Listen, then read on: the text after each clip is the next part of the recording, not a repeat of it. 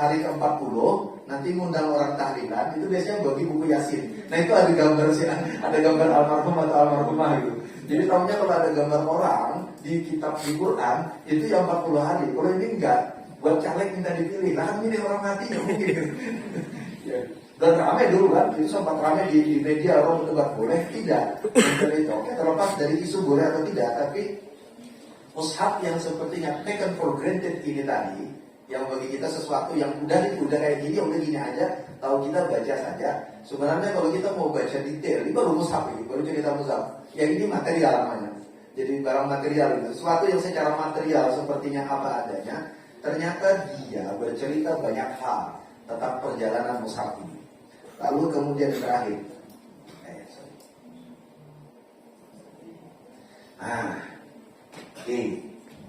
ini cover depan sama bagian dalamnya. Coba perhatikan, ada yang bisa mengidentifikasi nggak apa yang spesial dari cover depan ini? Ayo, sambil apa? Jalan batik. Nah, apalagi itu Mega Mendung, tanda Joan di Jawa Barat Tengah. Ya, Mega Mendung itu Cirebon. Itu kelihatan nanti Bandung. Kalau Jogja mungkin gambar wayang. Ngomongnya gambar Semar gitu. Apalagi monggo. Yang menurut teman-teman ini sesuatu yang sebenarnya punya cerita. Apalagi dari mushaf ini? Apa tulisan di atas itu? Warattilil Qur'ana tartila. Warattilil Qur'ana tartila. Apa yang unik dari tulisan Warattilil Qur'ana tartila ini? Khat. Apalagi? Mungkin kalau anak-anak sekarang nggak kebayang ya. Yang bisa kebayang kita yang buat itu apa? Saya nggak tahu. Saya tahun depan insya Allah umuran sweet 50. Umur saya baru 49 sekian Pak, masih muda ya. Kalau versi KNPI masih muda ya, masih bisa. Kan KNPI kan sampai umur tapi kalau 55 sekarang. Saya belum disebut manula ya. Walaupun biasanya disebut manula fase awal. Tahun depan umur saya baru 50 Pak. Insya Allah mudah-mudahan panjang umur. Oke, warattilil Qur'ana tartila. Mungkin yang di generasi kita sudah tahu. Kalau dulu mushaf Quran itu tulisannya apa? Al-Qur'anul Azim.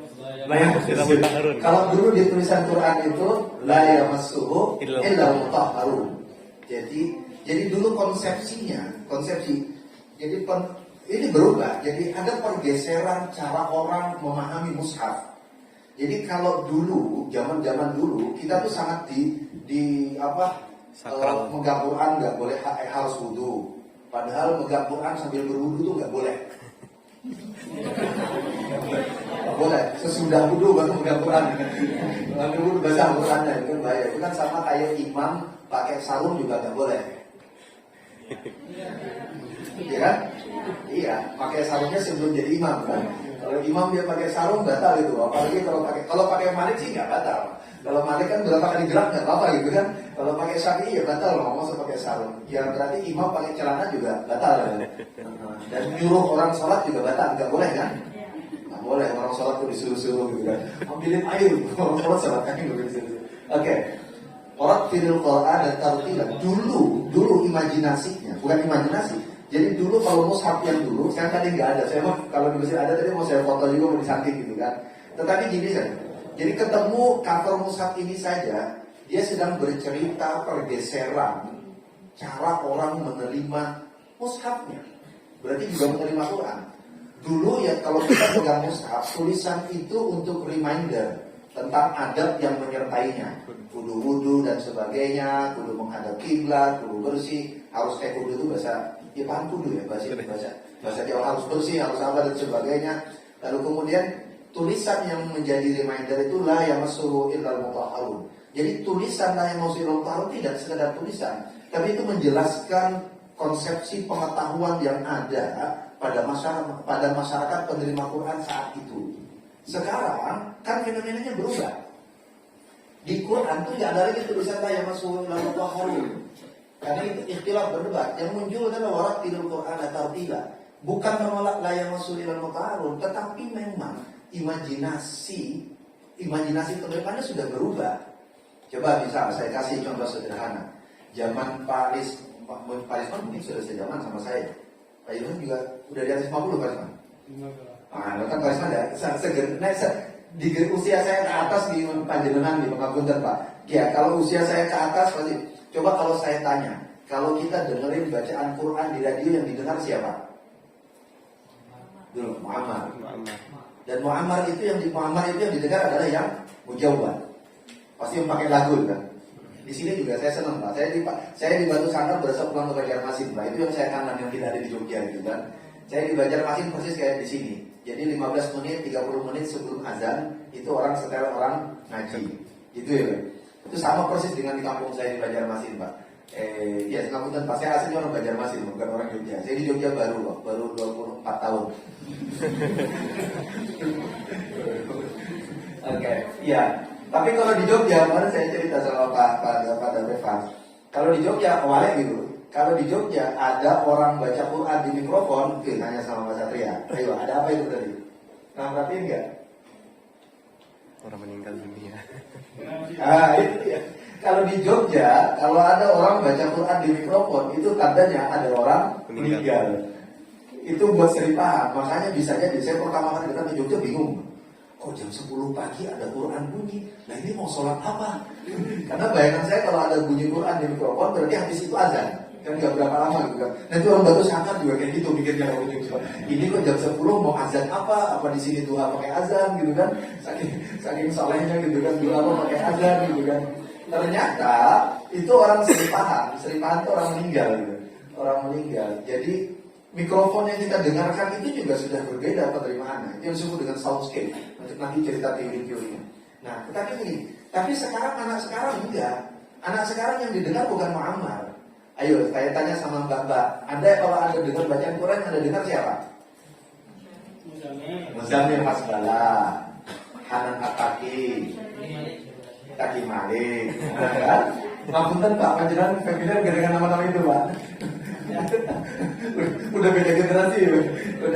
Iya, anak sekarang yang didengarkan tuh Muzamil Hasbala sambil menikmati ketika Muzamil Hasbala kawin, ini hari berduka gitu kan? Iya, sebegitunya gitu kan, hari berduka jomblo se-Indonesia ketika Muzamil Hasbala melamar dia, bukan saya. Gitu kan, ngamuk-ngamuk gitu kan. Kenal di mana? Gitu kan. Ya, Taki Malik, Muzamil Hasbala, siapa lagi? Hanan Ataki juga ngaji ya? Iya kan, baca Quran dulu. Semua orang ini baca Qurannya model Sudes, gitu kan? Model Imam Sudes, tartil, warattilil Quran. Jadi tulisan warattilil Quran tartila itu tulisan tidak sekedar tulisan. Dia sebenarnya bercerita perdebatan ideologis saat ini. Bahwa yang namanya baca Quran yang benar itu tartil. Saya bahkan pernah beberapa kali ada acara dipesenin, nanti baca Qurannya yang tartil ya, jangan yang pakai lagu macam-macam gitu. Jadi sudah sangat ideologis.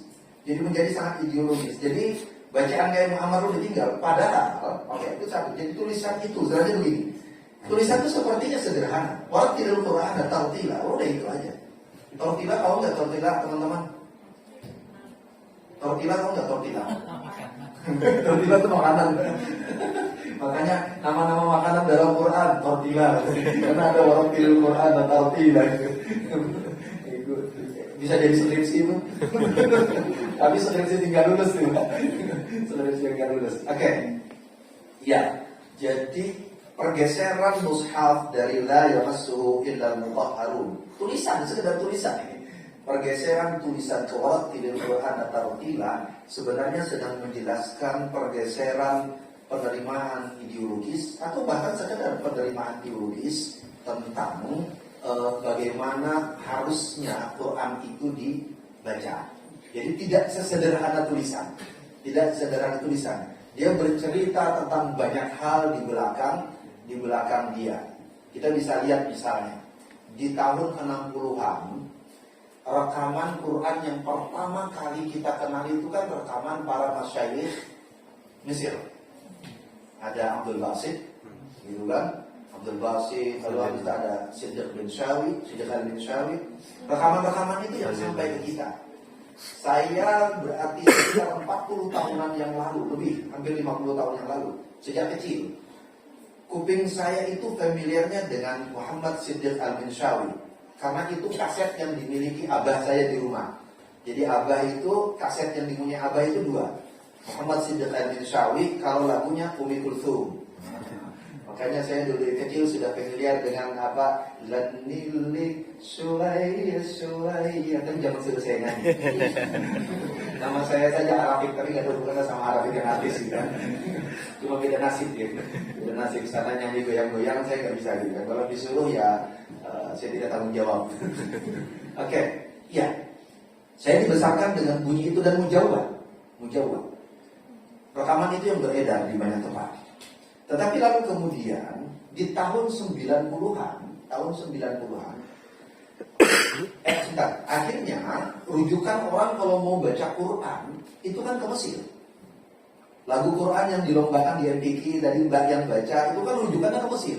Mulai dari Bayati dan seterusnya gitu kan. Bayati, Jiharka, Syika, Nahawa. Saya sering bilang kalau kita kan lagunya Syaka hendakku sendiri. Lagu sendiri maksudnya. Nggak ada di tataran yang tujuh ini. Lagunya di luar itu. Kalau bahasa Jawanya Syaka juga, Syakarku. Lagu sendiri maksudnya. Ya, benar kan? Ayo saya tanya, lagunya pakai Bayati, Jiharka atau Syaka? Dan Syika kan, Syaka hendak diri sendiri. Oke. Nah, lalu kemudian di tahun ya rekaman itu di mana-mana orang MTQ nasional, internasional yang dirujuk Mesir. Ada satu dua versi, ada satu yang Makki, Pakawi gitu kan. Tapi lalu kemudian di tahun 90-an pemerintah Saudi bikin proyek. Apa proyeknya? Merekam imam-imam Masjidil Haram dan Masjid Nabawi. Lalu kita kenallah Imam Sudais, Al-Ghamidi, Sulaim, Matrud, ya. Uzaifi. Ini favoritnya Pak. Nah, tentu karena itu di dalam sholat kan nggak mungkin pakai lagu yang pakai irama Bayati itu, irama kan kantil. Tetapi isunya menjadi tidak sesederhana bahwa ini ada rekaman dari Mesir, ada rekaman dari Saudi yang kita dengar gitu kan. Tetapi lalu kemudian muncul penerimaan baru. Saudi itu pusat Islam, berarti cara baca Saudi yang benar. Padahal yang Mesir juga tidak salah. Tapi itu benar. Akhirnya apa? Akhirnya muncul ideologi cara berpikir baru bahwa cara membaca Quran yang benar itu adalah membaca dengan cara tartil seperti imam-imam di Saudi. Padahal konteksnya bukan itu. Imam Saudi itu kan baca tartil konteksnya karena membaca dalam sholat. Direkam, tapi rekaman ini lalu kemudian jadi sesuatu yang sepertinya sederhana bagi kita, hanya sekedar rekaman bunyi bacaan Quran. Tetapi ketika dia diterima oleh masyarakat, diterima oleh orang lain, penerimaannya menjadi berbeda-beda dan bisa khas satu dengan yang lain. Maka itu menjadi basis kemudian walat tilil Qur'ana tartila. Bahwa baca Quran yang benar itu begini. Jadi isunya dulu, semula itu fenomenanya adalah variasi bacaan. Isunya kemudian bisa jadi isu tentang salah, benar, baik, buruk. Dulu kan tidak dalam kategori yang tartil baik, yang menjawab buruk kan tidak. Bukan itu kan, sama sekali bukan itu. Nggak pernah sama sekali kita dengar Imam Sudais misalnya bikin fatwa, bacaan Quran yang benar itu tartil begini. Imam Sudais juga kan bacanya ras ya benar kan? Imam Sudais kan bacanya ras kan, standar. Walaupun ada yang klaim katanya lagu benar bacaan Kanjeng Nabi itu jiharka dengan secara tartil. Oke, baik. Dah satu. Udah banyak sekali kan, ini baru berapa lembar musafnya kita buka, banyak sekali ternyata cerita yang bisa diungkap.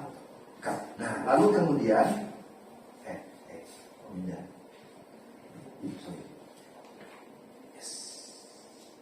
Sekarang saya mau ke sini Bapak. Nah, kalau tadi gambar depannya ini bisa kebaca nggak sih? Ada yang mau bacain nggak? Bismillahirrahmanirrahim, ada pembaca Al-Quran. Kalau orang Minang pacar kan baca Arab Melayu ini kan? Iya. Saya di Jogja, hurufnya sama, tapi bahasanya bahasa Jawa Pak. Ngapunten siapa yang pernah mondok di Jawa? Ada nggak yang pernah nyantri di Jawa? Baca pegot begini, tapi bahasanya bahasa Jawa Pak. Utawi iku, waduh saya mampu semua. Karena tradisi saya di Banjarmasin sama dengan tradisi orang di Minang mungkin. Jadi membacanya itu bahasa Melayu. Oke. Dengan Bismillahirrahmanirrahim. Adab membaca Al-Quran. 1 berwudu, 2 membersihkan mulut Sesuai dengan sabda Nabi Sallallahu Alaihi Wasallam hadis. Merupakan jalan membaca Al-Quran. Sesungguhnya menurut kamu, inna afwahakum turqul Qur'ani fatayyibuha bisiwak. Oke. Lalu kemudian yang ketiga, berpakaian yang bersih. Yang keempat, duduk di tempat yang layak, di tempat yang layak, lagi bersih, lagi dan menghadap menghadap kiblat dengan tenang dan hormat. Oke, terus berniat membaca lillahi ta'ala. berniat membaca lillahi ta'ala yang mengharap mendapatkan doa dalam bulan Allah. Keenam, Memulai dengan membaca A'udzubillahi 7, kecuali suratnya. pada akhir penutup Membaca membaca sallallahu alaihi wa rasulul karim wa ala dzalika minasyahidin, dan disunahkan sujud sesuai dengan cara sujud dalam salat pada tiap-tiap akhir ayat sajadah. Oke, baik. Dan kalau cover depan tadi bercerita tentang transformasi ideologis penerimaan, ada yang bisa kebayang nggak apa yang terjadi dengan adab membaca Quran ini tadi? Quran itu kan teks dibaca. Ketika Nabi Shallallahu Alaihi Wasallam pertama kali menerima surah Al-Alaq, nggak ada itu cerita tentang wudhu, belum ada kan? Belum ada cerita tentang menghadap kiblat, belum ada. Nabi menerima baca saja, sudah. Jadi ketika pada masa pewahyuan Nabi menerima sampaikan. Bahkan sahabat menerima Quran pada saat ketika Nabi menerima Quran lalu sampaikan kepada sahabat. Yang ada di dalam pikiran sahabat itu macam-macam. Ada yang Quran datang itu sebagai jawaban dari pertanyaan sahabat. Saya sering mengutip itu ceritanya Khawlah binti Tha'labah. Yang sering saya kutip di banyak diskusi kan cerita Khawlah binti Tha'labah. Yang datang sama Nabi lapor kalau dia sudah dizihar oleh Aus bin Samit suaminya, tapi lalu kemudian datang sama Nabi, ini gimana ya Rasul, kami masih saling cinta, masih saling sayang, kami ingin kembali lagi berkumpul, tetapi dalam adat kami, dalam adat kita orang Arab jahiliyah, jika si perempuan sudah dizihar oleh suaminya, maka tak ada jalan untuk kembali, tak ada jalan untuk menerima nafkah, karena dia sudah tidak boleh digauli lagi. Ya Rasul, cinta kami masih ada, tapi kami tak bisa bersatu karena adat yang menghalangi. Romantis sebenarnya ayat itu. Ayat itu romantis sebenarnya. Lapor sama Nabi, Nabi gak punya jawaban kan? Nabi gak punya jawaban. Nabi diam, akhirnya dia mengadu kepada Allah. Diceritakan dalam riwayat itu kan dia seperti berdebat dengan Nabi. Itu yang maka lalu kemudian ayat surah itu, surah di mana ayat itu ada dinamai dengan surah Al-Mujadilah. Riwayatnya Al-Mujadilah gitu. Al-Mujadilah berarti menuju kepada Khawlah binti Tha'labah, orang yang mendebat kanjeng Nabi. Karena disebut Al-Mujadilah juga tentang perdebatannya dengan kanjeng Nabi gitu kan. Aisyah meriwayatkan, aku mendengar suara orang berdebat lalu kemudian seperti ini, tapi aku nggak bisa dengar. Mereka sedang berdebat apa? Aku nggak mendengar rintihannya, dia merintihkan apa gitu kan si perempuan ini tadi. Lalu kemudian Allah jawab, qad sami'allah. Dengar, Allah dengar. Aisyah bisa jadi tak dengar. Walaupun Aisyah ada di situ tapi di balik dinding gitu kan. Tapi qad sami'allahu qawlan allati tujadiluka fi zawjiha wa tashtaki ila Allah. Wallahu yasma'u tahawurakum. Jadi Allah dengar kok. Allah dengar cerita perdebatan ini. Perkataan seorang perempuan yang berdebat engkau, yang mengadukan tentang suaminya. Allah yasma'u tahawurakum. Allah dengar keobrolan kalian berdua dan seterusnya. Ayat 1, 2, 3 surah Al-Mujadilah, lalu kemudian jadilah ini sebagai dasar jihad. Bagi Khawlah binti Tha'labah, membaca ayat ini tidak seperti membayangkan membaca tertil perintah tadi atau membaca dengan mujawad, bukan.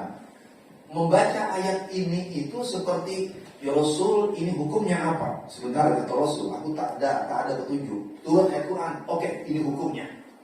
Jadi seperti orang lagi ngobrol, lalu kemudian dapat nasihat, tentang apa yang harus dilakukan. Nasihat itu dengan menggunakan ayat-ayat Al-Quran disampaikan kepada Nabi. Begitu seterusnya. Imam Ahmad radhiyallahu taala anhu meriwayatkan hadis, misalnya kata Imam Ahmad, ada riwayat mengatakan sahabat itu berkata, kata para sahabat, tidaklah kami akan datang kepada Nabi meminta tambahan ayat sampai kami menghafal setiap 10 ayat, lalu kami paham maknanya, lalu kami mengamalkannya, lalu baru kami datang lagi kepada Nabi untuk meminta lagi tambahan ayat-ayat selanjutnya, gitu kan. Hadis ini dikutip di banyak kitab tafsir, walaupun yang meriwayatkan hanya Imam Ahmad radhiyallahu taala anhu sendiri. Tetapi hadis ini kan menceritakan bagaimana lu pahami maknanya dan sebagainya. Belum ada cerita-cerita begini. Kewajiban berwudu itu kan berat. Kewajiban berwudu karena pasti dia datang belakangan daripada Quran kan. Datang belakangan, sudah Quran turun berapa kali baru muncul ayat-ayat tentang wudu gitu kan. Ayat tentang wudu. Walaupun kalau kita baca sejarah bisa jadi perdebatan itu terjadi di awal-awal. Karena bagi sebagian mufassir, di antara ibadah yang paling awal diperintahkan itu adalah sholat. Tapi sholatnya adalah sholat malam 2 rakaat. Sholat malam 2 rakaat. Dalilnya apa? Mereka merujuk kepada surah wa fi riwayatin itu kedua, yang lain sebagian itu surah kedua, ketiga yang turun. Ketika Allah katakan qum fa'anzir wa rabbaka fakabbir wa thiyabaka fatahhir. Qum fa'anzir itu bukan. Ya ayyuhal muzammil qumil laila illa qalil. Jadi kan sebagian katakan al-muzammil itu surah kedua, mudaththir surah ketiga. Riwayat lain katakan enggak, sebaliknya mudaththir surah kedua, muzammil surah ketiga gitu kan. Baru nanti turun surah Al-Qalam gitu kan, surah Al-Qalam dan seterusnya. Yang pertamanya kalau baca Alif Lam, menurut Alif Lam ada 3 pandangan. Walaupun saya digugat ini, cuma hadisnya yang saya bacakan Alif Lam kok. Di dalam Imam As-Suyuti di Al-Qur'an itu bilang ada 3 pendapat tentang awal lima nuzila. Yang satu yang paling lazim kita kenali adalah surah Al-Alaq ayat 1 sampai 5. Yang kedua yang awal turun itu Al-Fatihah. Nah, yang ketiga itu merupakan awal turun itu Al-Muzammil. Tetapi logikanya sebenarnya bisa disusun bahwa tiga-tiganya itu adalah surah-surah yang awal turun. Kenapa? Karena ketika Muzammil turun ada perintah qumil laila illa qalil, maka saat itu perangkat sholat yang paling awal itu adalah Fatihah. Maka sangat mungkin Fatihah turun di awal-awal, walaupun bisa jadi tidak mendahului Al-Alaq gitu ya. Jadi sebenarnya logika sejarahnya bisa dirunut gitu kan. Oke. Kalau mengikut Al-Muzammil itu dan wudu itu adalah syarat sah sholat, maka bisa jadi perintah wudu juga ada di sana, tapi belum berbentuk ayat Quran. Sampai nanti kan bisa jadi turun di dalam. Oke. Tetapi lagi di sejarah itu agak belum. Tapi kalau kita baca kitab-kitab Qisah Isra wal Mi'raj, itu kan ketemu cerita-cerita itu tentang di mana sih sebenarnya posisi perintah sholat. Tapi ada kulihat. Kalau begitu secara eksplisit kan perintah wudu belum ada. Tetapi yang terpenting begini, semua itu sebenarnya bisa merujuk ke belakang. Misal pada kasus ayat la yamassuhu illal mutahharun, kalau kita baca Tabari saja misalnya, Imam Tabari kan cerita ada tiga penafsiran terhadap ayat ini.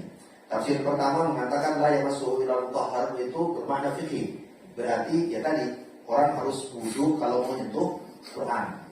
Lalu kemudian merujuk kepada dia dikiaskan dengan hukum yang lain tentang perempuan yang haid yang tidak boleh mengaji dan menyentuh mushaf. Oke. Jadi ayat ini tentang fikih. Tetapi ada lagi pendapat yang lain mengatakan la yamassuhu illal mutahharun itu bukan fikih. Ayat ini ayat tentang Quran yang ada di Baitul Izzah. Quran Baitul Izzah yang hanya bisa disentuh oleh para malaikat. Karena ini cerita tentang yang jumlatan wahidatan. Quran yang satu yang di Baitul Izzah itu hanya bisa disentuh adalah mutahharun. Kalau itu siapa mutahharun itu? Malaikat yang bisa sentuh, lalu kemudian dia turunkan kepada Nabi munajjaman. Tapi pendapat lain lagi katakan lagi, pendapat yang ketiga, jadi pendapatnya orang-orang Syiah, bahwa yang dimaksud dengan mutahharun itu adalah orang-orang yang suci hatinya. La ya'lamu ta'wilahu illallah warasikhuna fil ilm. Ar-rasikh itu al-mutahharun. Jadi orang yang rasih, orang yang bersih hatinya. Siapa orang yang bersih hati ini? Itu adalah para imam. Jadi kalau dalam syair, makanya tafsir itu merujuknya kepada penafsiran para imam. Kalau imam tidak ada, maka turun kepada orang-orang yang wilayatul faqih, wilayatul faqih. Oke, terhadap ayat itu aja ada tiga versi periwayatan. Nah, kenapa penting melihat itu? Ini yang saya mau tunjukkan. Coba kita perhatikan baik. Ini sederhana loh ayat. Ini kan tampilan sederhana, kita ada baca ini mesti ngaji kok dari kecil. Itu udah belajar itu dari kecil, dia muncul di sini. Tapi ternyata kalau kita mau menarik ke belakang, satu, yang kita sebut, yang kita yakin, kita pahami, bukan yakin, kita pahami sebagai adab, dia sebenarnya menyimpan cerita panjang perdebatan ke belakangnya. Satu persatu itu kan perdebatannya panjang tentang menghadap kiblat. Menghadap kiblat itu dari kapan datangnya, lalu kemudian harus bersih tempat. Ini ada guyonan tapi serius, karena bersih tempat, maka kalau gitu tidak boleh baca Quran di WC, gitu kan? Ini belum selesai ini. Kalau kita baca Tibyan fi adabi hamalatil Quran, itu kan bahkan ada adab tidak boleh menghentikan orang baca Quran. Orang baca Quran nggak boleh stop, gitu kan? Selesaikan, gitu kan? Kalau potong di tengah, gitu kan? Kalau obat kayak wala talbisul haqqa bil batil, wala talbisul, stop di situ, itu bisa cerita. Ternyata bisul ada di Quran. Itu gara-gara salah motong. Jadi hati-hati motong ayat yang salah rusak. Dan memang kan bilang nggak boleh motong ayat. Akhirnya ada masalah terjadi. Ini orang alim baru punya HP, ringtone-nya bacaan Quran. Bunyilah ringtone-nya ngaji gitu kan. Semenjak dia punya HP dan ringtone-nya pakai bunyi Quran, sejak saat itu dia tidak pernah bisa ditelepon lagi. Karena tiap kali teleponnya berbunyi, nggak berani ngangkat dia. Karena kalau ngangkat menghentikan bacaan Quran, berdosa. Jadi kan yang angkat ada di telepon, oh nggak diangkat-angkat. Lah kalau saya angkat nyetok bacaan Quran berdosa, saya mending bikin satu. Masalah ternyata belum selesai. Dia masuk ke WC, ada yang telepon, bunyi ringtone-nya, orang baca Quran. Nah loh, gimana hukumnya? Kalau dia stop, berarti nyetok bacaan Quran. Kalau tidak dia stop, membiarkan bacaan Quran dalam WC. Itu hukumnya apa? Itu bagian ini nggak ada di bahas rumah saya, nggak ada di majelis tarjih. Belum ada dulu, nggak kebayang dulu bakal ada masalah itu gitu kan. Ayo, jadi kira-kira dijawab apa tidak? Ya sudah, kita tanya sama yang ringtone bacaan Quran tadi. Ya, tapi muncul problem-problem sederhana. Oke, jadi satu, sesuatu yang sepertinya lagi-lagi taken for granted. Ini sesuatu yang ada, tapi dia bercerita banyak hal sekali ke belakang. Bercerita banyak sekali ke belakang. Tapi yang kedua, tidak berhenti sampai di situ. Di dalam teori, dalam kajian, dalam ilmu sejarah, metodologi sejarah, yang saya sebut ke belakang tadi itu kan cara berpikir regresif. Melihat bahwa apa yang ada sekarang itu bersumber dari sesuatu sebelumnya yang kompleks sekali. Jadi sesuatu yang kita lihat orang tidak berhana tartila itu tidak sederhana, tapi dia sangat kompleks. Sebenarnya di belakang itu banyak sekali fenomena yang kompleks yang bisa dijelaskan. Itu yang disebut Pak Satria tadi. Karena kita hanya berhenti, oh ini mushafnya begini gitu kan. Padahal di belakangnya banyak cerita yang bisa kita gali, gitu. Nah ini juga. Nah kalau di belakang tadi banyak cerita yang digali, ke depan juga banyak cerita yang bisa digali. Apa yang terjadi ke depan? Yang namanya baca Quran ini, saya biasa ketemu misal begini, ada orang. Kalau nggak tahu saya, kalau di Minang orang ngaji harus pakai rihal, baca Quran harus pakai rihal. Boleh di lantai nggak? Lantai nggak boleh. Di lantai nggak boleh. Kenapa nggak boleh di lantai? Kurang ajar sama Quran gitu kan. Pokoknya jangan di lantai gitu kan. Ada sesuatu yang menaikkan dia sedikit dari kaki kita. Kalau bawa Quran nggak boleh di bawah pinggang, gitu kan? Karena kalau di bawah pinggang berarti di bawah kemaluan, di bawah kubur, bagian kemaluan depan dan belakang gitu kan. Maka harus ke sini. Kalau Quran jatuh, wah dikecup gitu kan.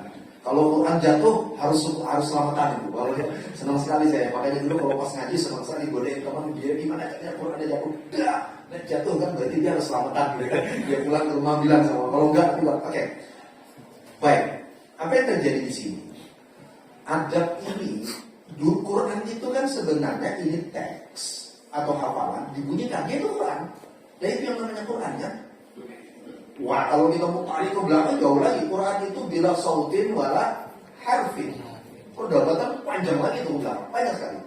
Tetapi yang ternyata terjadi tidak. terhadap Quran yang sepertinya sekedar bunyi bacaan ini, lalu muncul, lalu akhirnya yang terjadi itu adalah sikap. Qurannya ini mengatur cara kita duduk, cara kita membaca, cara kita berjalan, cara kita menyuarakannya, cara orang bersikap pada saat ini dibunyikan, gitu kan? Ansitu wasma'u wa'ati wa idza quri'al Qur'an fastami'u lahu wa ansitu. Itu kalau kita baca kitab fikih, Syafi'i terutama, kita fikih Syafi'i. Ansit itu bukan sekedar diam. Ansit itu kan kalau fikih Syafi'i kan enggak boleh gerak. Makanya orang Jumatan kan ansitu wasma'u itu apa? Idza qulta li sahibika yaumal jum'ati ansit wal imamu yaktubu faqad laghawta.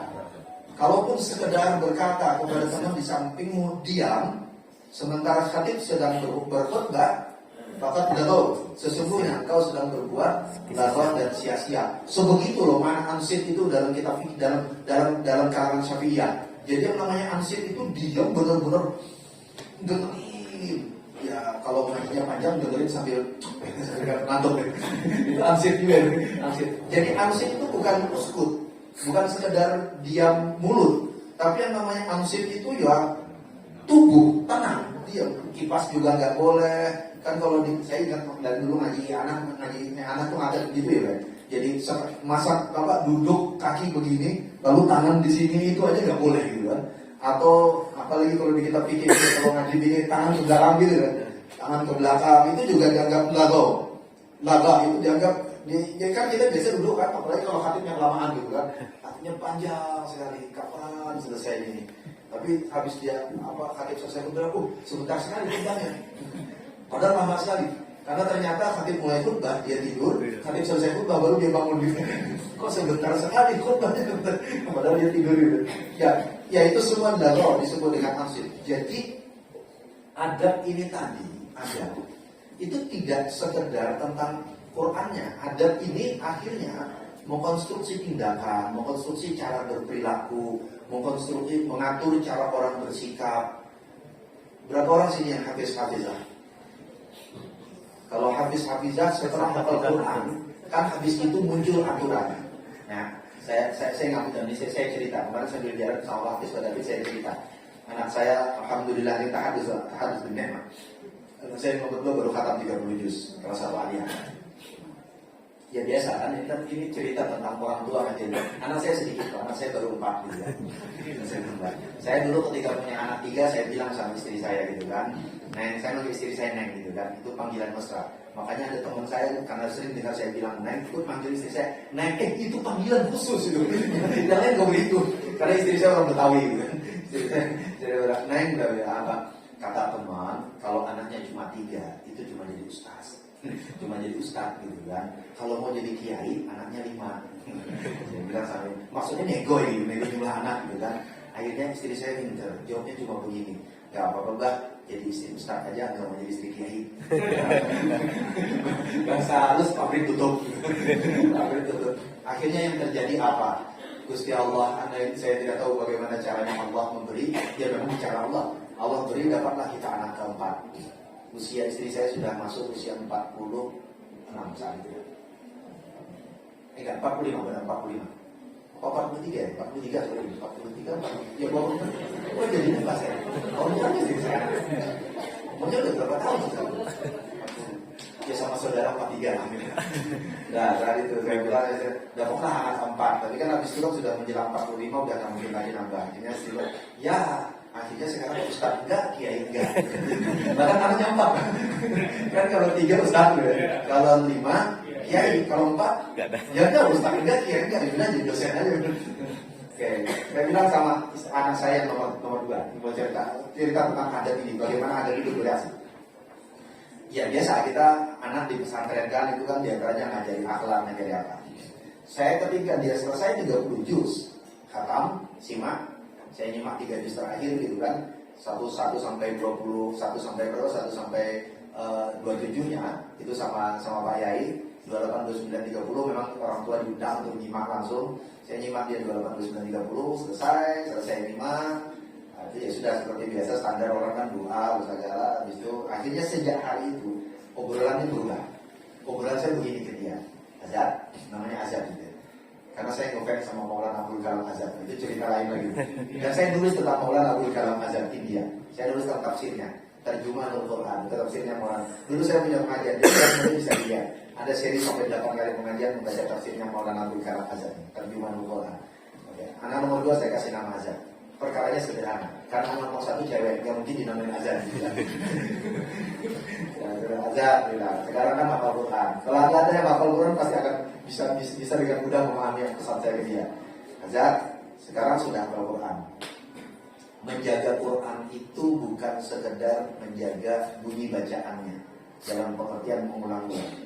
Menjaga Quran itu juga menjaga akhlak, menjaga omongan, menjaga tangan, menjaga perilaku. Karena Quran sekarang sudah ada di dalam tubuh.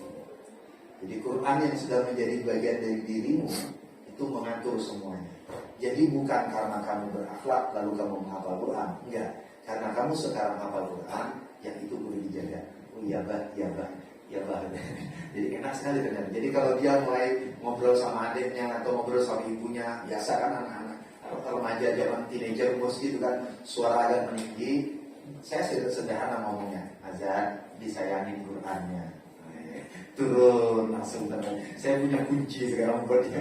Kalau suaranya mulai meninggi, disayangin Qurannya. Sayangin Quran itu artinya gue paham dia kodenya. Oke, lu habis tidak hanya sekedar Quran yang dijaga, tapi apa maksudnya? Jadi dari ini kita justru melihat ya tadi bagaimana Quran itu menubuh di dalam tubuh banyak orang. Itu yang disebut dalam teori dengan embodiment. Dalam teori soal dengan menubuh. Jadi Quran itu menubuh. Menubuh dalam apa? Menubuh dalam gesture si pembaca, menubuh dalam gesture dalam mimik muka dengan cara berduduk oleh orang-orang yang mendengarnya. Jadi dia menubuh di dalam perilaku-perilaku kita.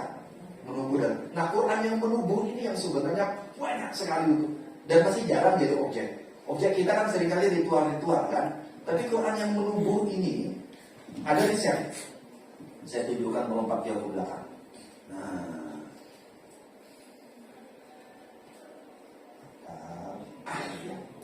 yes.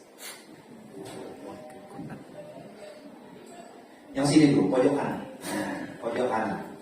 Pojok kanan ini riset Anagate di Solo. Sulawesi Selatan. Di Makassar maksudnya.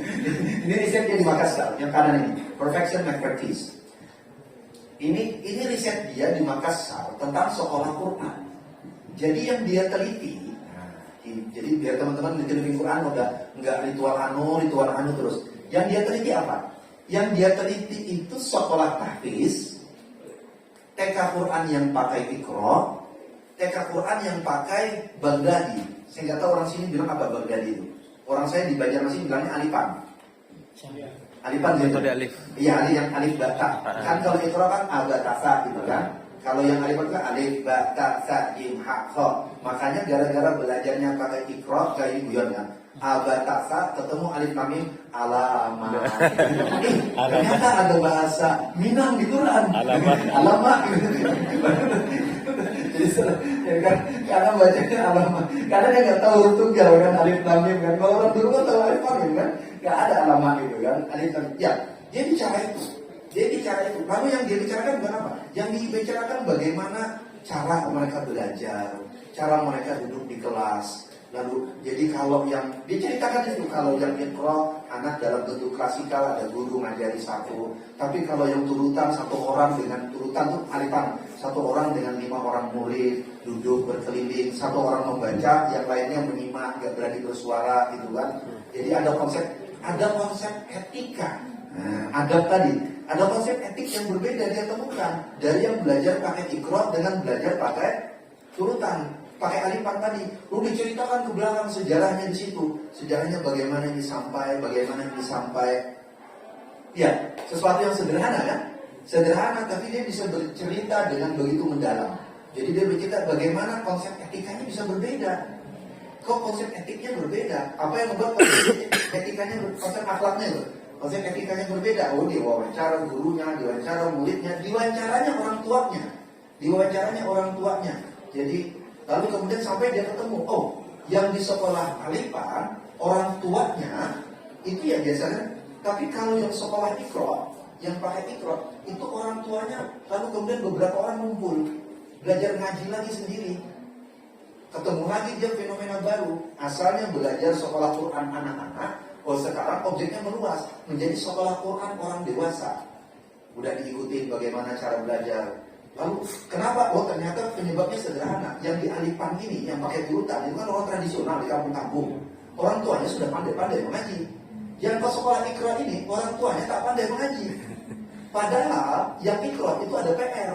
Anaknya suruh ngaji di rumah, orang tuanya tak bisa ngajarin. Kan orang tak bisa ngaji, malu orang tuanya. Akhirnya 1-2 orang tua, beberapa orang yang tak bisa ini mulai jalil-jalilan. Gimana ngajarin di rumah?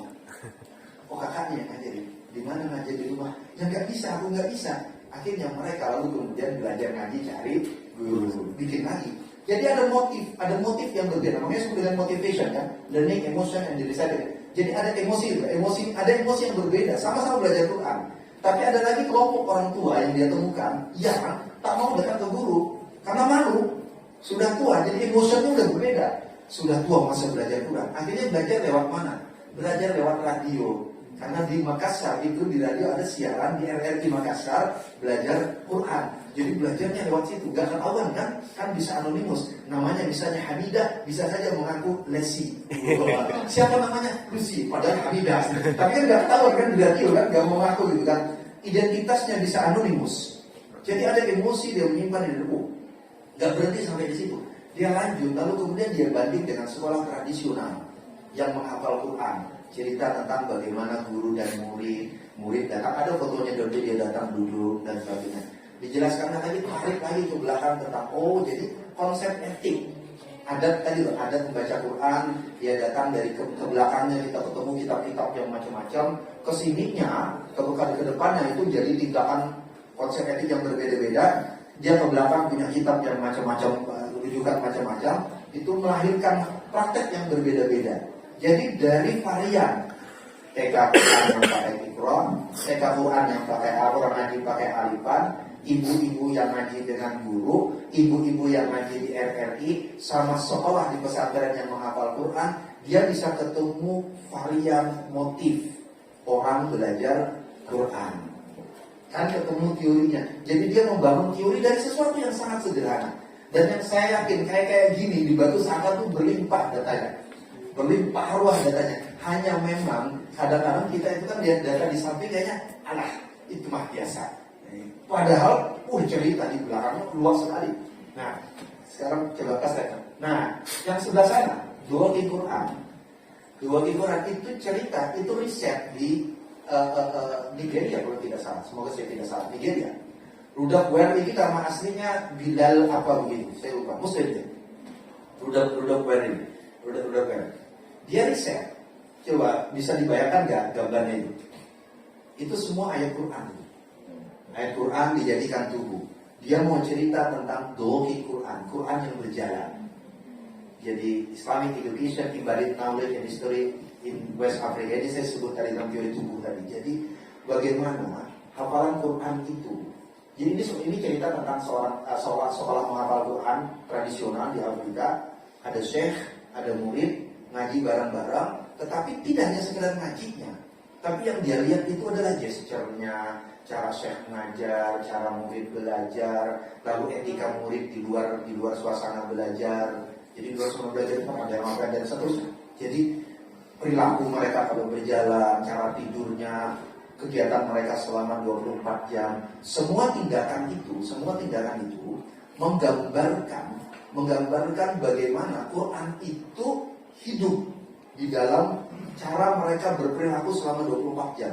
Itu yang dia ceritakan. Lalu kemudian dia tarik, akhirnya bisa ini keren kan? Menurut ini, saya kalau ngajar S1, S2, S3, mahasiswa selalu tak suruh baca ini dengan cara yang berbeda-beda. Tapi mereka baca ini, karena yang putih itu keren. Jadi kalau bahasa Arabnya itu akramul keren gitu kan. Keren banget maksudnya. Pakai isim takdir gitu kan. Itu keren juga. Nah, dia bisa melihat yang tarik ke belakang, dia menjelaskan bagaimana para syekh ini membaca teks. kitab At-Tibyan fi Adabi Hamalatil Quran, hadis tentang kana khuluquhul Quran, bagaimana hadis itu dijelaskan. Lalu bagaimana Syekh membaca itu, bacaan Syekh terhadap hadis ini, lalu kemudian itu yang menjadi aturan mereka berperilaku.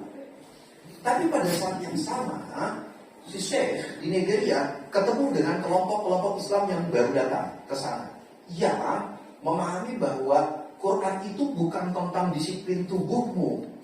Quran itu adalah tentang teks, makna, pahami. Itu yang namanya belajar Quran. Bukan kau suruh orang menghafal, tidak kau ajarkan maknanya, tapi hanya kau disiplinkan tubuhnya. Jadi mulai muncul perdebatan. Saya yakin di sini juga muncul kan perdebatan begitu. Jadi muncul perdebatan, jadi muncul kelompok. Dia sebut dengan eksplisit itu kelompok Salafi. Jadi muncul kelompok Salafi dari Timur Tengah yang datang ke Nigeria, yang berapa enggak. Sebenarnya tidak ada yang salah dari keduanya, tetapi di dalam penelitian sosial dia melihat konfrontasinya kan. Kelompok baru ini lalu kan berkonfrontasi dengan yang pertama. Dia enggak, memang aja baca Quran itu baca apa? Muncul perdebatan itu. Jadi ya dia jelaskan. Jadi menarik buku itu melihat bagaimana satu praktek sepertinya sederhana kan, seperti kebiasaan kita kan kalau lihat anak hafal Quran, baca hafal Quran, ke belakang ada perdebatan terhadap teks, ke depan ada perdebatan terhadap ruang sosial yang baru. Ruang sosial yang baru. Tidak hanya itu sebenarnya, perdebatannya 3 di situ dia ceritakan. Dia berhadapan dengan kelompok Salafi, si Syekh ini, dan yang kedua berhadapan dengan kurikulum negara. Karena kata negara, kalau kurikulummu begitu, kamu nggak bisa dilakuin oleh negara. Jadi negara memaksa merubah kurikulumnya. Padahal bagi saya kurikulumnya disiplin tubuh. Nah, baik. Saya berapa menit lagi? Saya disuruh seharian juga kuat, namanya ngejar tiket juga. Yang penting ngejar pesawat saja. Ceritanya belum selesai, ini baru panas-panasan. Ya, saya merespon yang disampaikan Pak Risman tadi. Jadi saya di sana memulai dari objek dulu, dari objek. Karena metodenya saya sepakat. Tadi Pak Risman sudah sampaikan banyak metode untuk meneliti, gitu kan. Tetapi ini loh, memahami semesta objek. Jadi objek dari fenomena Quran itu banyak sebenarnya. Jadi di set orang ini kita belajar bagaimana objek itu. Nah, sekarang karena kebaca sudah di slide ini, sebenarnya slide paling belakangan loh. Slide ini saya sampaikan di sini saja. Nah, nggak berhenti sampai di situ. Sekarang saya mau mulai dari riset yang pojok sini, pojok kanan, tentang etika dan The Art of Reciting Quran, Christina Nelson. Christina Nelson ini bikin riset. Ada yang familiar nggak itu gambar siapa? Abdul Basit. Iya, Abdul Basit ada bersama ini. Ini fotonya Abdul Basit. Foto tua sekali. Jadi orang yang pertama awal-awal kita dengar rekamannya di Indonesia gitu. Kita awal-awal belajar sana kan. Korea Indonesia juga awal-awal kan merujuk kepada beliau kan. Ya, itu foto Abdul Basit. Christina Nelson ini oke, sebentar sebelum saya sampai ke sana. Coba saya ingin teman-teman perhatikan dengan saksama dulu. Saya berdiri deh, aku juga berdiri terus. Saya senang berdiri. Yang ini tadi, ketika dia membaca sekolahan, kan baca sekolahan tadi kan sederhana sekali dia baca. Dia menggunakan teorinya Clifford Geertz tentang religion as a cultural system. Agama sebagai sistem budaya. Sistem budaya itu kan ada cara pandang, ada ilmu, ada motif, ada moods gitu kan. Maka dia gunakan itu, dia melihat worldview-nya, cara pandang dunia mereka tentang Quran itu apa, sehingga memahami cara mereka belajar Quran. Moods-nya, apa yang mereka rasakan dalam pikiran mereka, sehingga memahami cara mereka belajar Quran.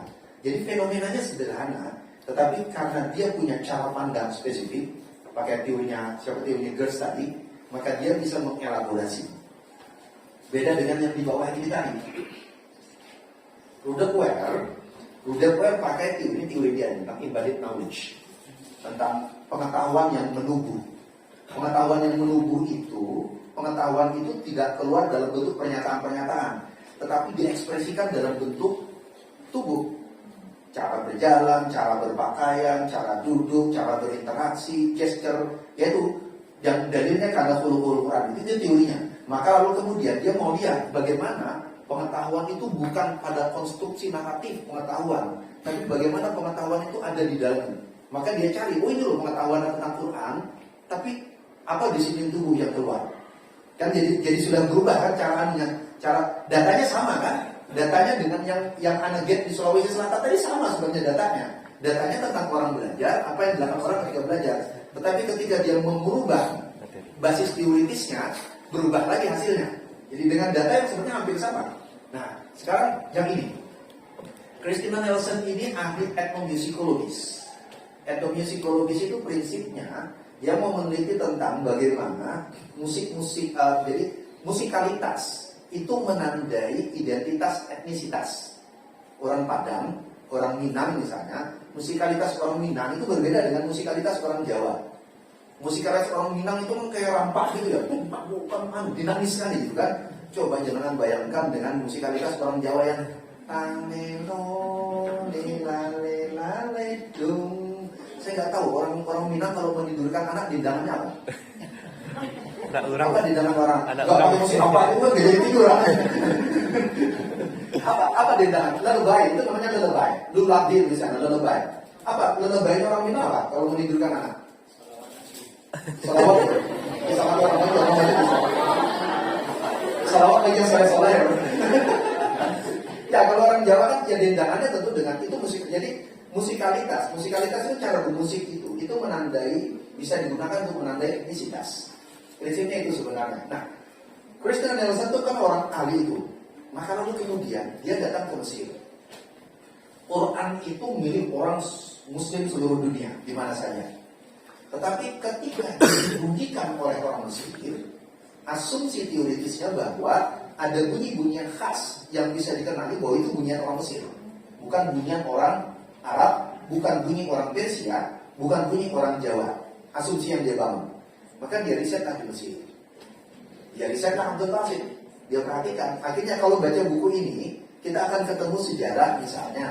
Kita nanti ketemu sejarahnya itu bahwa itu Syika itu datangnya dari mana, Bayati datangnya dari mana, Diarka datangnya dari mana, Nahawan itu datangnya dari kampung mana. Itu kan sebenarnya dendangan-dendangan orang di kampung-kampung di Mesir, di pinggir-pinggir. Jadi ada yang bunyi-bunyian pada saat musim panen. Cuma karena itu dari orang sama-sama orang Arab bahasanya, maka kalau dibikin notasinya bisa dengan mudah masuk ke Quran. Karena sama-sama bahasa Arab gitu kan, maka notasinya bisa masuk gitu. Notasinya. Itu yang dia teliti.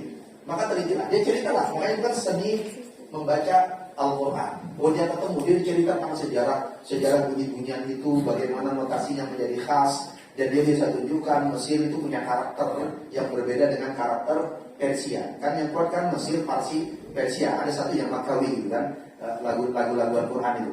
Nah, satu, udah selesai dia bercerita, menjelaskan karakter itu. Tetapi ternyata sepertinya masalah selesai. Enggak. Christina Nelson selesai dengan risetnya. Jadi menarik itu menurut saya.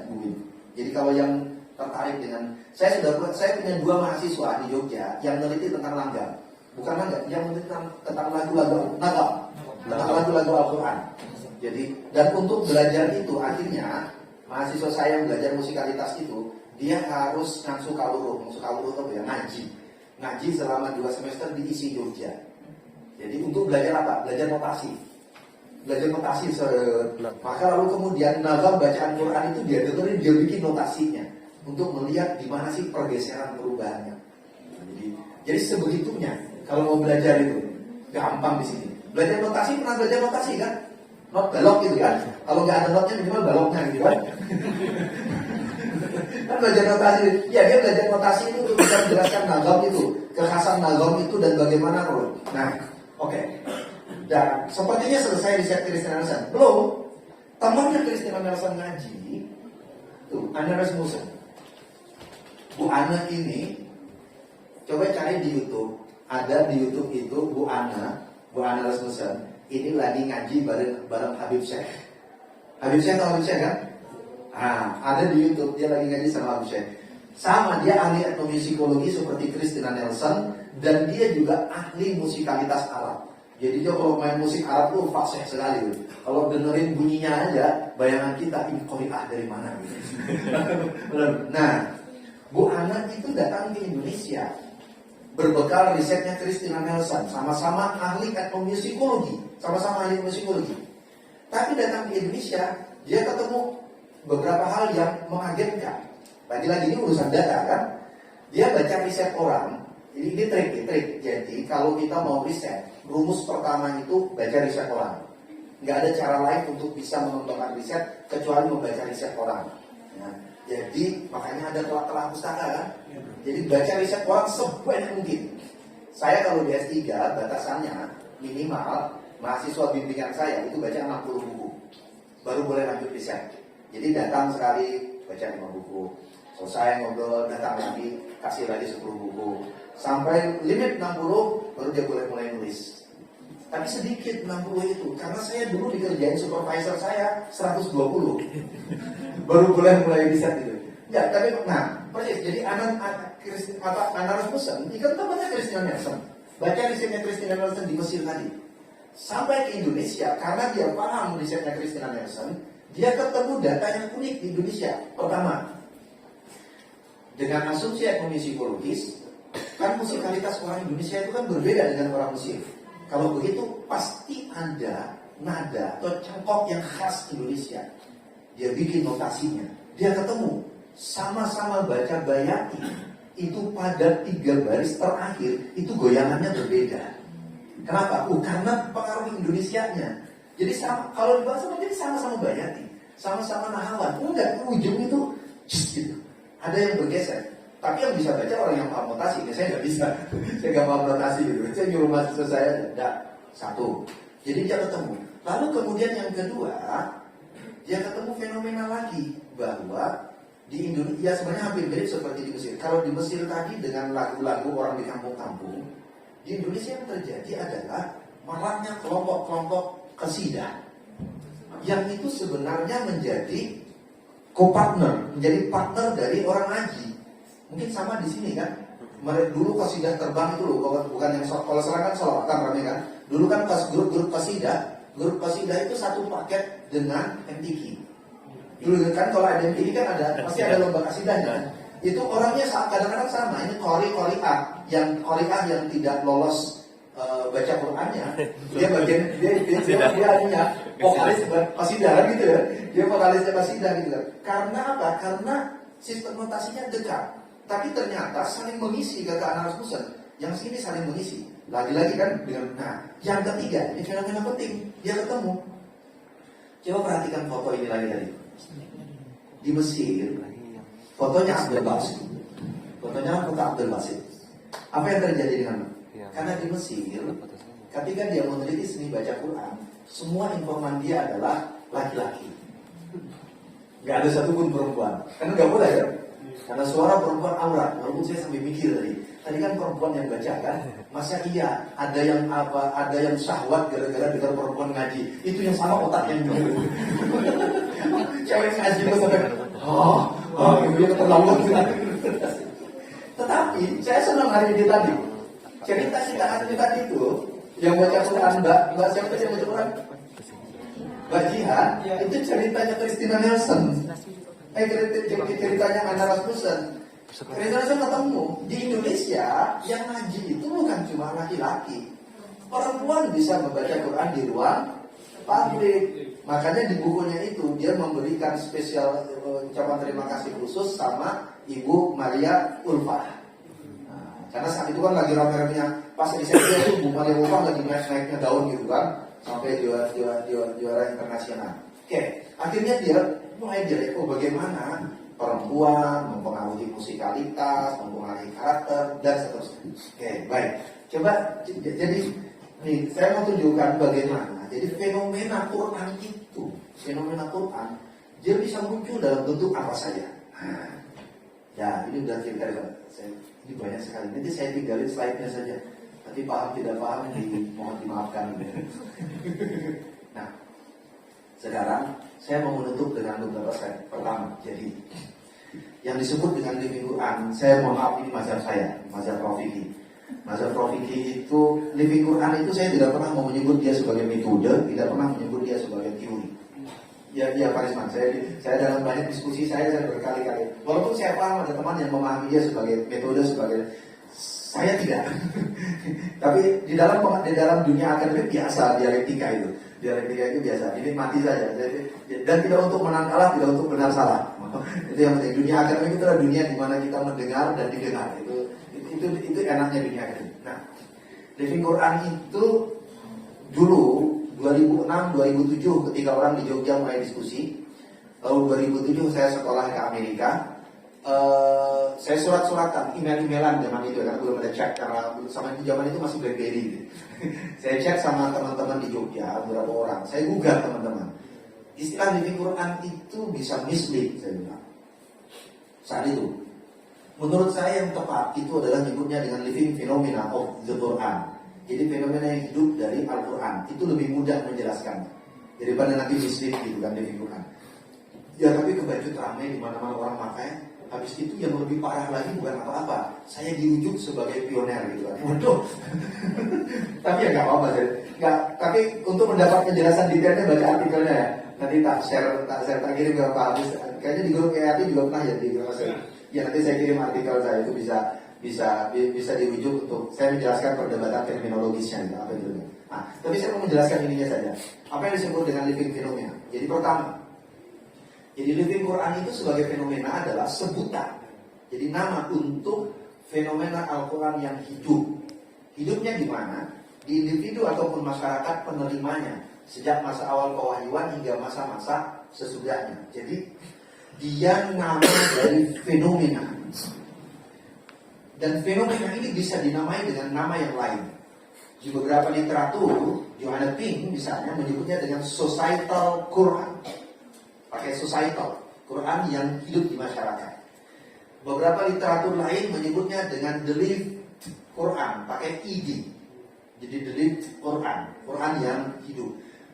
Tetapi saya tidak sepakat dengan ada yang membahasakan dengan living the Quran, karena maknanya berbeda sekali. Living the Quran itu konteksnya adalah menghidupkan Quran, karena bukan itu yang disebut. Kalau itu bagian dakwah, itu bagian kita berdakwah. Bagian saya kalau di masjid, bagian panjenengan kalau di surau gitu kan. Kalau di masjid iya, di surau ya saya melakukan itu. Tapi kalau di ruang kelas enggak, karena nggak bisa di riset gitu.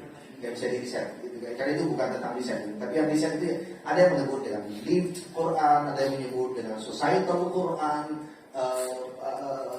Imran Al-Badawi menyebutnya dengan communities of the Quran. Jadi ada banyak cara untuk menamakan. Tapi prinsipnya adalah dia fenomena hidup. Hidupnya di individu ataupun di masyarakat penerimanya. Dan itu terjadi sejak masa awal pewahyuan sampai sekarang. Jadi masa hidup itu jadi begini, menggambarkan fenomenanya. Fenomena membaca Quran, menerima Quran dengan makna itu sejak masa Nabi ada. Artinya orang baca Quran pahami makna, yang lalu kemudian berkembang menjadi tafsir, gitu kan? Makanya kanjeng Nabi disebut al-mufassir al-awwal, mufassir yang pertama.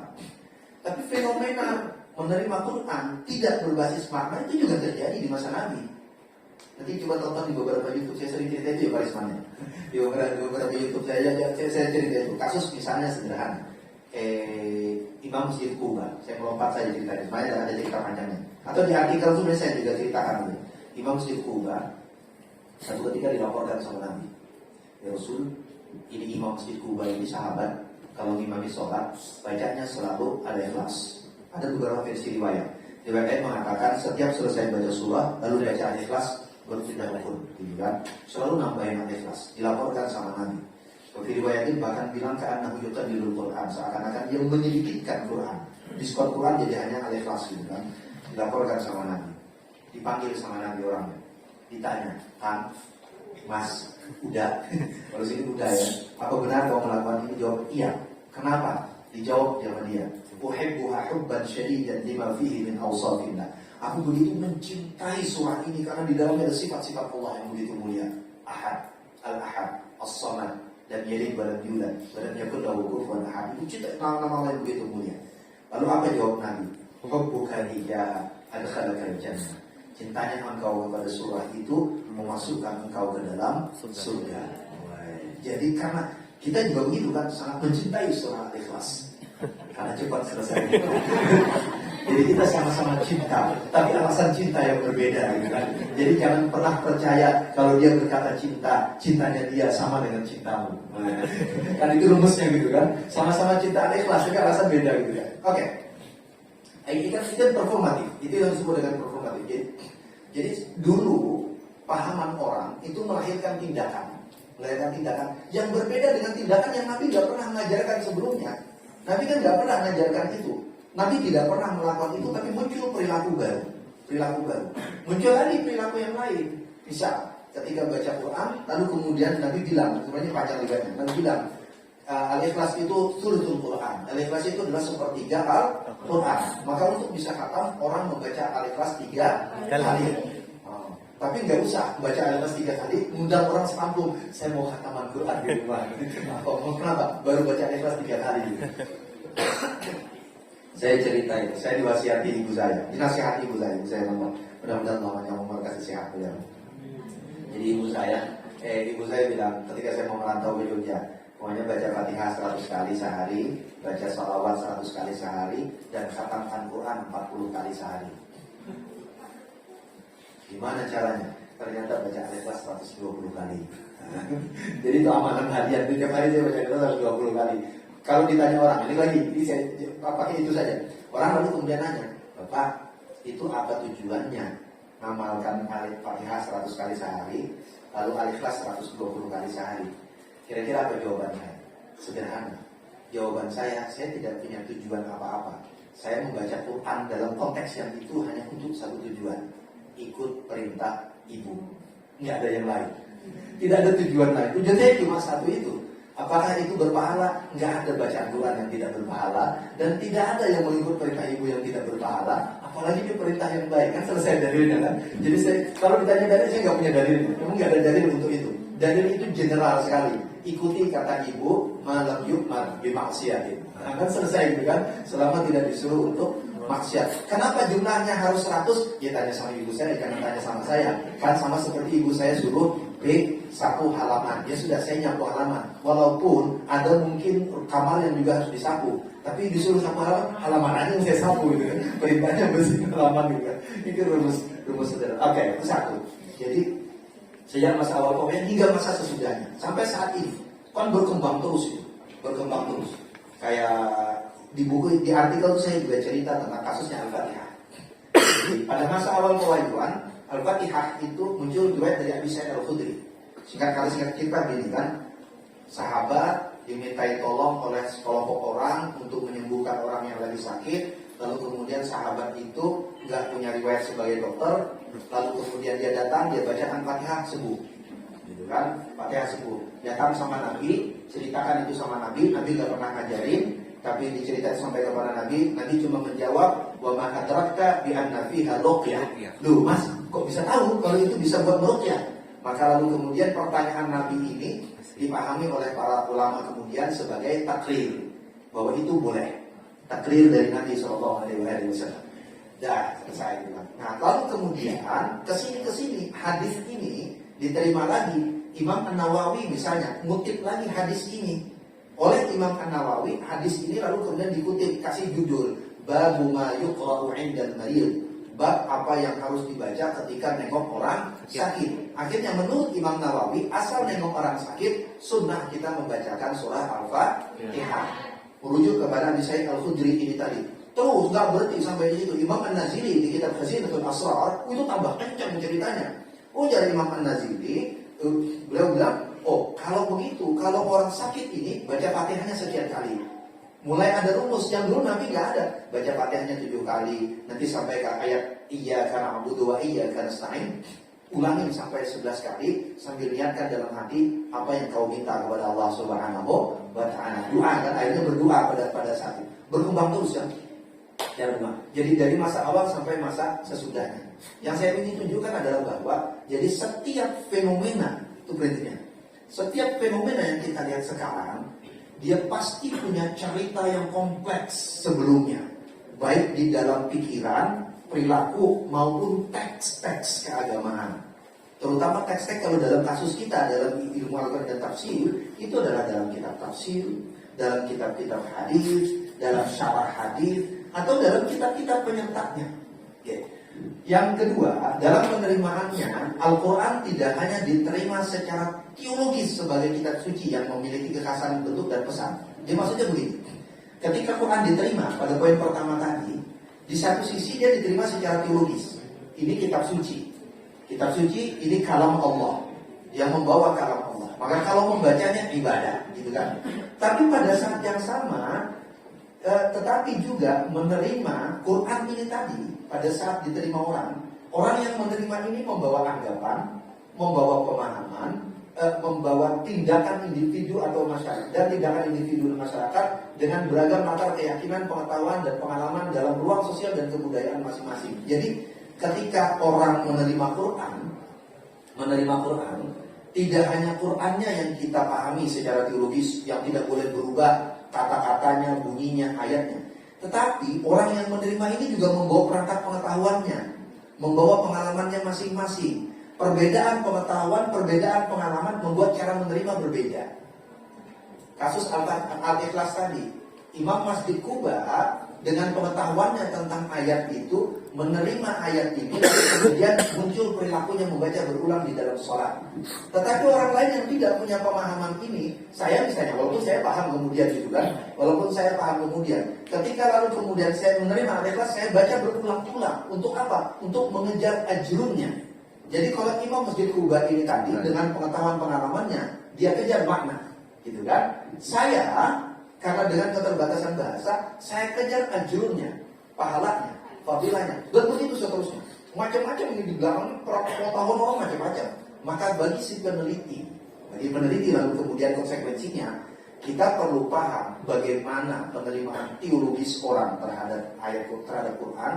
Tapi pada saat yang sama, kita juga perlu memahami apa sih perangkat pengetahuan, pengalaman, bacaan sebelumnya, interaksi dengan siapa yang mempengaruhi cara dia menerima Quran. Jadi nggak bisa hanya bercerita menerimanya. Tadi kalau bercerita saja, ya cerita begitu saja.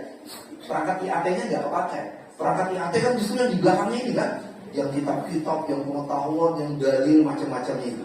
Nah yang terakhir, Living Quran itu berusaha menunjukkan fenomena Quran dalam ruang sosial budaya masyarakat dan memahaminya berdasarkan perangkat-perangkat pengetahuan yang ada. Itu yang saya ceritakan tadi. Karena ini bicara tentang fenomena orang, fenomena manusia dalam ruang sosial budaya, maka kita membutuhkan perangkat-perangkat ilmu sosial dan budaya untuk bisa memahaminya.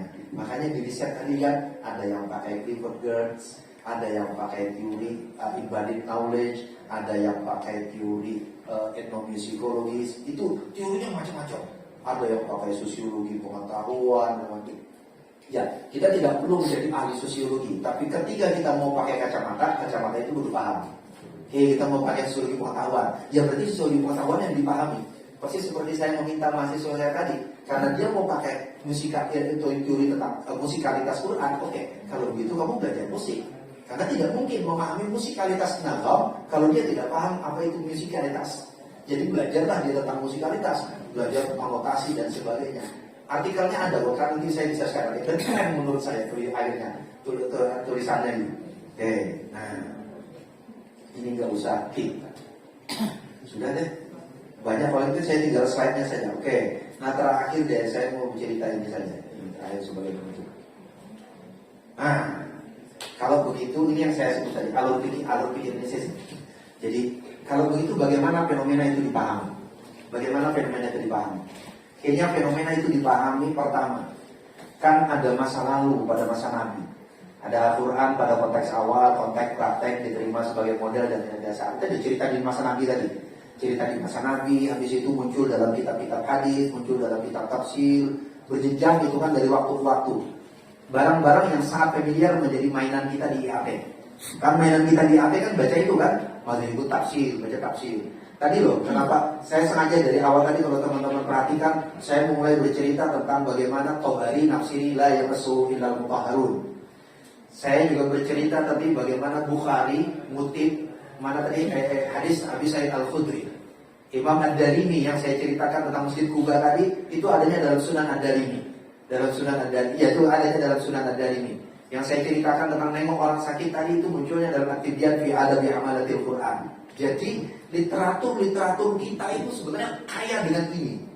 Cuma selama ini yang kita lihat kan hanya urusan makna ayat dan makna. Sebenarnya literatur yang kita baca selama ini itu bercerita banyak hal. Tapi kan luput karena kita nggak punya karena nganggap ini nggak terlalu penting ya. Padahal dia bercerita banyak hal yang penting di dalam riset-riset tentang Quran. Nah, Lalu kemudian pada saat yang sama ada peristiwa masa sekarang. Ini yang kita lihat di sekitar. Ini yang diceritakan tadi yang hanya sekedar dideskripsikan. Ada praktek orang sekarang, tadi kayak cerita ada seorang belajar Quran, ada praktek orang sekolah, ada praktek orang baca Quran, ada praktek orang bawa Quran, ada praktek orang ritual apa di dalamnya ada baca Quran, itu praktek sapi. Nah, bagaimana agar dia bisa bekerja? Saya penganut mazhab diakronik, jadi saya harus declare dulu. Penganut saya bukan penganut mazhab sinkronik. Jadi dalam membaca fenomena itu kan ada dua mazhab. Ada mazhab sinkronik, itu selesai di fenomenanya dan apa yang berada di sekitar fenomena. Tetapi penganut mazhab diakronik mengatakan bahwa fenomena itu tidak tunggal. Dia pasti berasal dari yang sebelumnya dengan cara-cara tertentu yang sangat kompleks. Yang hanya bisa dijelaskan dengan bangunan teori. Beda teori, berbeda cara menjelaskan. Nah, asumsi diakronik itu yang melahirkan konsep transmisi dan transformasi. Transmisi apa? Transmisi itu artinya begini. Ya, garisnya itu semua yang disebut dengan transmisi itu. Orang berperilaku saat ini sebenarnya pada saat melakukan sesuatu dia menyimpan ingatan, lalu menyimpan legitimasi dan menyimpan cara pembacaan terhadap apa yang terjadi sebelumnya. Jadi ketika orang misalnya baca Quran, jawabannya bisa macam-macam. Kenapa kau melakukan itu? Kalau kita tanya kenapa melakukan, dia bisa jawab, bapak saya dulu begitu. Jadi dia menyimpan ingatan tentang orang tuanya. Atau ada yang langsung bermain, wah ini ayatnya, wah ini dalilnya. Saya baca di kitab ini, saya dengar dari kiai ini. Dia membangun legitimasi. Yang bisa jadi tadi, atau kayak kasusnya An-Naziri dengan hadis tentang Fatihah tadi. An-Naziri sebenarnya melakukan proses pembacaan kreatif. Fatihahnya cuma cerita, Mubatil itu nggak ada cerita detail-detail. Sama An-Naziri menjadi detail sekali. Kalau sakit ini baca ini, sakit ini baca ini. Itu yang namanya dengan proses transmisi.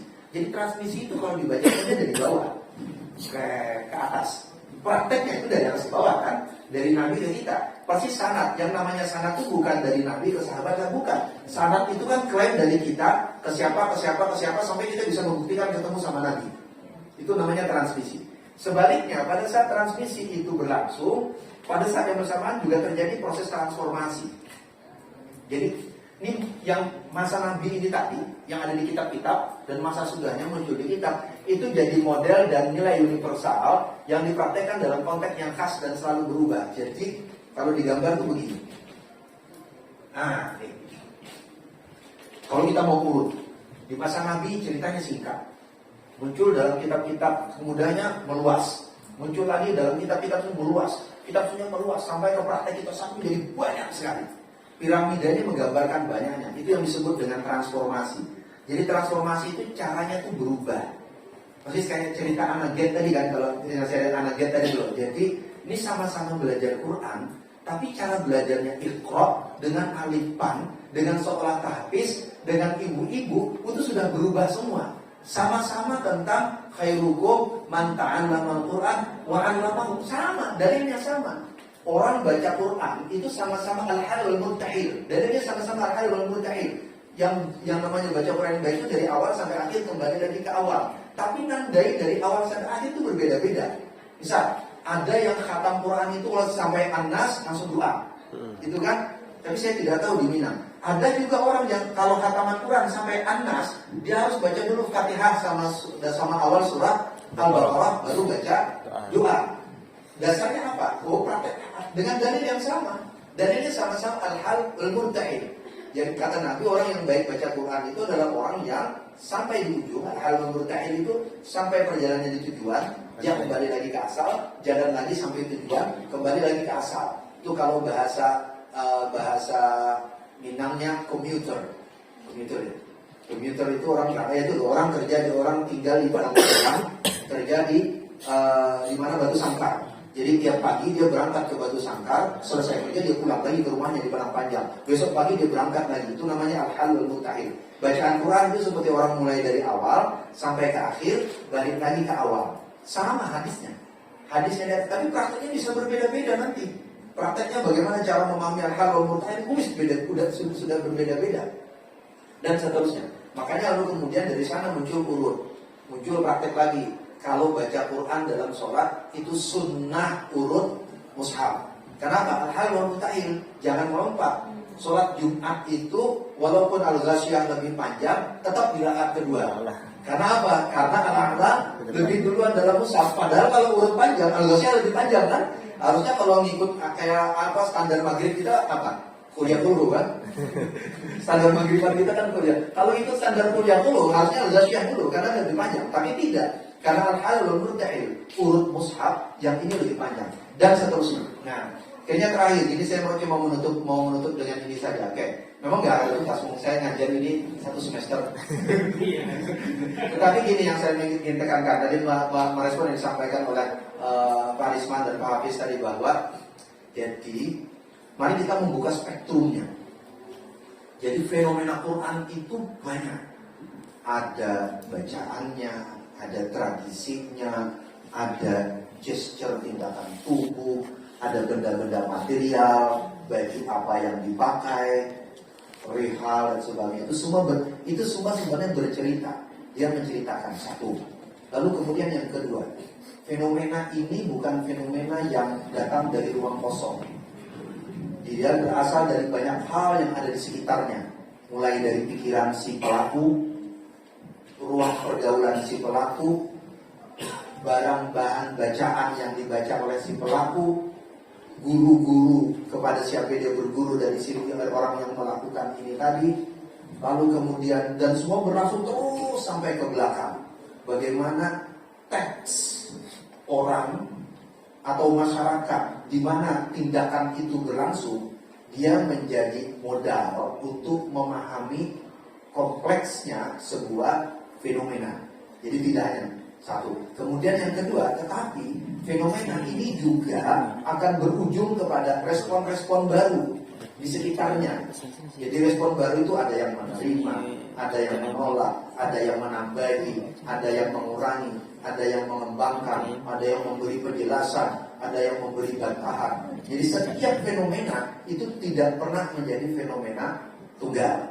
Nah, maka dengan begitu akhirnya yang prinsip menurut saya adalah di satu sisi kajian living Quran itu membuka wilayah kajian studi Quran ke dalam wilayah-wilayah yang lebih aktual, faktual pada fenomena sosial kemasyarakatan. Tapi pada saat yang sama kita juga punya jebakan Batman untuk tidak kehilangan identitas ilmu Al-Quran dan tafsirnya, untuk tidak kehilangan ilmu hadisnya. Adanya di mana? Adanya pada sesuatu untuk memahami proses transmisi dan transformasi ini tadi, yang itu tidak dimiliki oleh orang sosiologi dan antropologi murni. Gak punya mereka. Gak bisa mereka diajak kayak tadi saya ajak misalnya baca Bukhari, baca Tobari, baca Ad-Darimi, baca An-Nawawi. Gak kuat itu, ngos-ngosan mereka. Kita punya. Kita punya modal itu. Oke. Wallahu a'lam bishawab. Mohon maaf jika ada kesalahan. Dan mohon maaf tidak bisa tuntas, tidak pernah bisa tuntas sebenarnya. Karena pengetahuan itu memang tidak untuk dituntaskan. Pengetahuan itu adalah setiap kali kita berdiskusi untuk lalu kemudian memancing pertanyaan-pertanyaan baru. Pertanyaan baru itulah yang membuat pengetahuan itu tumbuh dan berkembang. Kalau panjenengan biasa ngikuti diskusi saya dari sejak 2000, ada mahasiswa saya mencatat semua diskusi saya dari 2007 sampai sekarang, dia bisa menunjukkan di mana saya berubah, gitu kan.